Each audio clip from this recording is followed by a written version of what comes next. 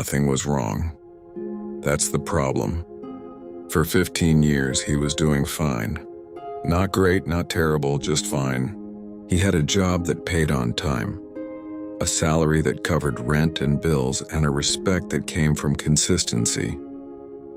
Every morning, he woke up at the same time, took the same route, sat at the same desk, and solved the same problems.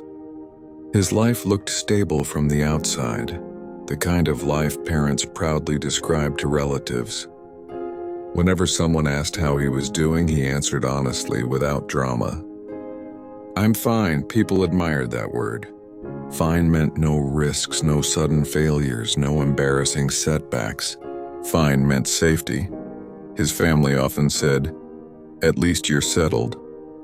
Friends who struggled envied his calm routine. Even he believed it for a long time. He told himself that ambition was overrated, that peace mattered more than progress. And so year after year he stayed where he was. But something strange happens when you live too long and fine. You stop noticing time.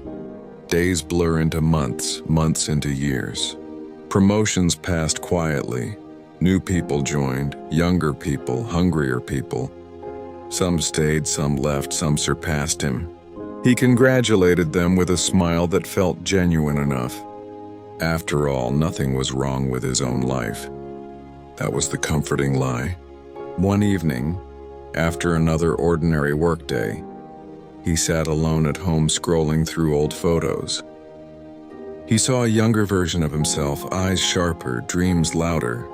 He remembered how he once talked about learning new skills, starting something of his own, becoming more than just reliable.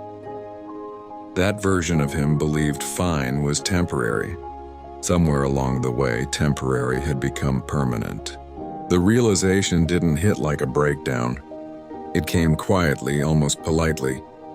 He noticed it when a junior asked him for advice and he had nothing new to say.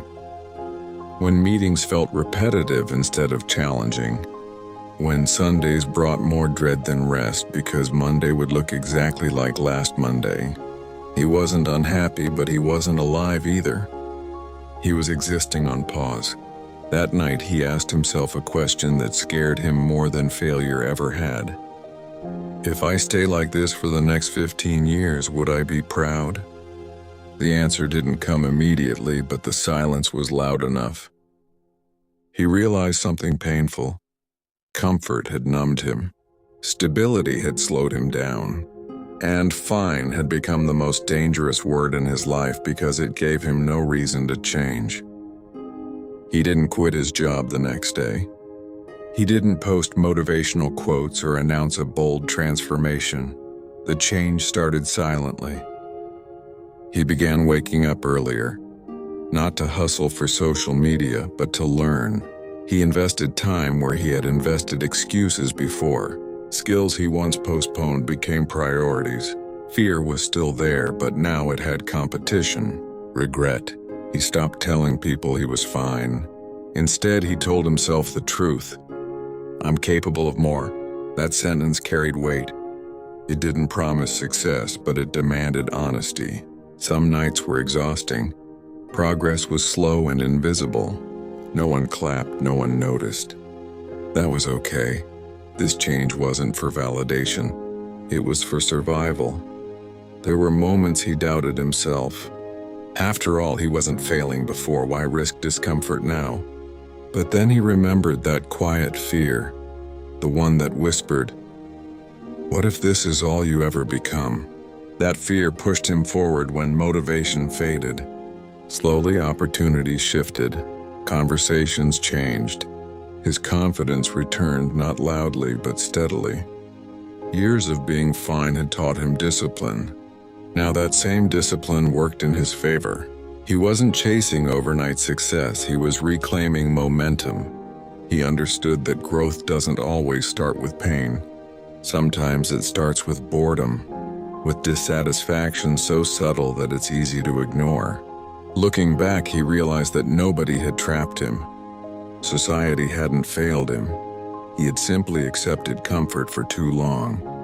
"At least you're settled" had sounded like praise, but it was a warning disguised as approval. Fine had protected him from failure, but it had also protected him from growth. Today, when someone asks how he's doing, he pauses before answering. He doesn't say fine anymore. He says, "I'm growing," and that feels honest. Not because everything is perfect, but because nothing is paused. Life lesson fine is dangerous because it hides stagnation. If nothing is wrong, you may never feel urgency to change. Growth begins the moment you stop settling for comfort. Thanks for watching.